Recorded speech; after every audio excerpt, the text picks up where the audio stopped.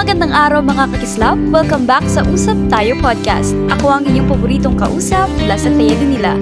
At sa episode na ito, gusto ko sanang pag-usapan ang isang bagay na siguradong marami sa atin ang nakararanas, ang pagiging breadwinner.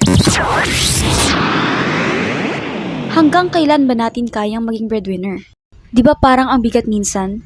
Yung laging ikaw yung inaasahan, ikaw yung sumusuporta sa pamilya, sa mga mahal mo sa buhay. Tapos, habang tumatagal, parang hindi mo na rin alam kung hanggang kailan mo kaya o kung kailan ka hihinto. Laging may pressure kasi parang ikaw lang yung may kakayahan, ikaw yung umaangat eh.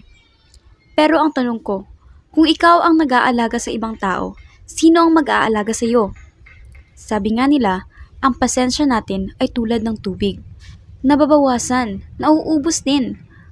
Hindi ba't nakakapagod? Hindi porket ikaw ang breadwinner, ikaw na rin yung maghihirap mag-isa. Siguro ang pinaka-importante rito ay malaman natin na hindi masamang humingi ng tulong. Hindi lahat ng bigat ay dapat ikaw lang ang magbubuhat.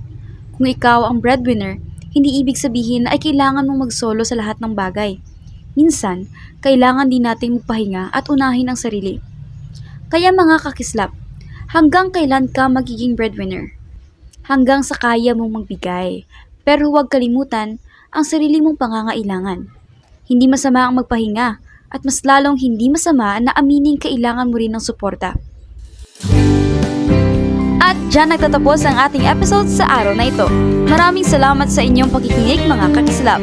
Abangan ninyong muli ang susunod na serye. Ako si Blas at Thea Danila, ang inyong paboritong kausap sa podcast na ito, na nagsasabing huwag ubusin ang sarili at alagang mabuti.